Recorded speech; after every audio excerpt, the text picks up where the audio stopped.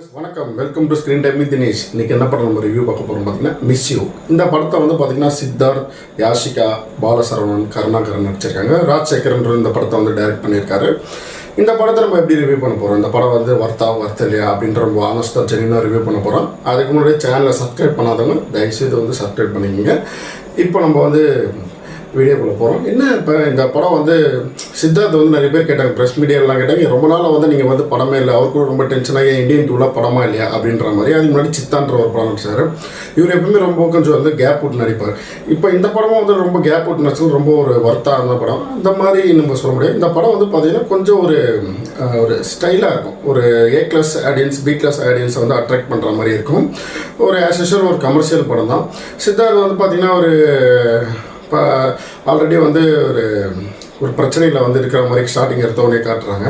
அவர் வந்து பெங்களூர் போகிறாரு. பெங்களூர் போகும்போது ரயில்வே ஸ்டேஷனில் வந்து பார்த்திங்கன்னா இவர் வந்து கருணாகரனை வந்து மீட் பண்ணுறாரு. அவர் வந்து ஆல்ரெடி ஒரு லவ் ஃபெயிலியர் இருக்கிற மாதிரி ஏதோ பேசுகிறாங்க.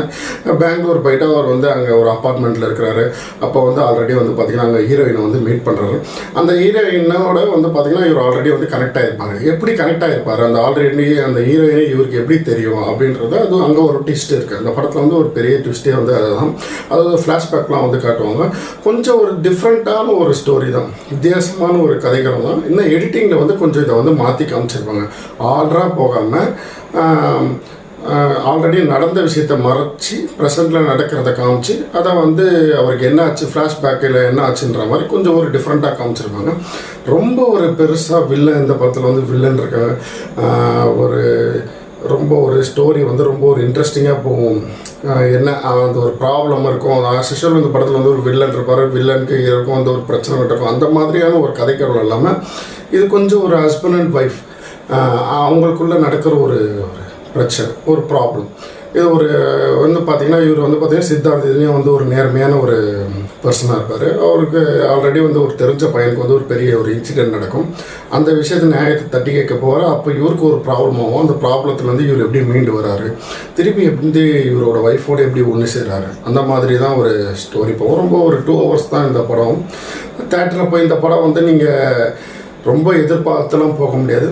ரொம்ப ஒரு நார்மலான ஒரு கதையை வந்து ஒரு எடிட்டிங்கில் வந்து டிஃப்ரெண்ட்டாக வந்து காமிச்சிருப்பாங்க. டைரக்டரோட ஸ்க்ரீன் பிளே வந்து ஓரளவு ஒரு இன்ட்ரெஸ்டிங்காக வந்து மக்களை வந்து கவர் பண்ணுற மாதிரி அந்த ஸ்க்ரீன் பிளே வந்து கொஞ்சம் நல்லா ஒரு இன்ட்ரெஸ்டிங்காக இது பண்ணியிருப்பாங்க. மற்றபடி எல்லா சீன்ஸும் வந்து விறுவிறுப்பாலாம் போகாது.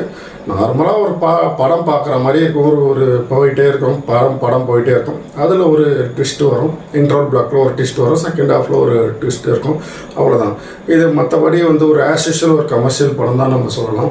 நீங்கள் இதை வந்து தேடி போய் பார்க்குற அளவுக்கு, ரொம்ப எக்ஸ்பெக்ட் பண்ணி பார்க்குற அளவுக்கு அந்த அளவுக்கு இந்த படம் வந்து ஒர்த்துலன்னு தான் நான் சொல்லுவேன்.